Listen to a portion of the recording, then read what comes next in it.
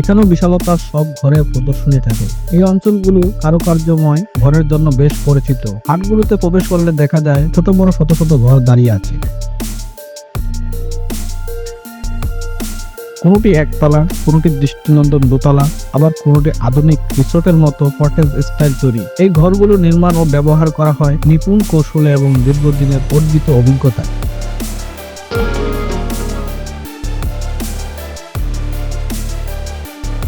ঘরগুলোতে সাধারণত নাইজেরিয়ান লোহা কাঠ, শাল, সেগুন এবং ওকান কাঠ ব্যবহার করা হয়।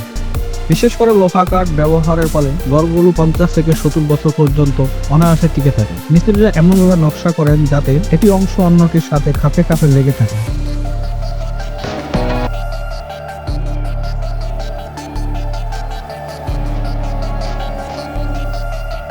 জানালার গ্রিলে ঘুলতন বা রম্বস আকৃতির নকশার দরজায় কলস বা ফুলের মোটিফ এবং জানালার প্রান্তে নিমতি নামক বিশেষ খোদাই কাজ দেখা যায়।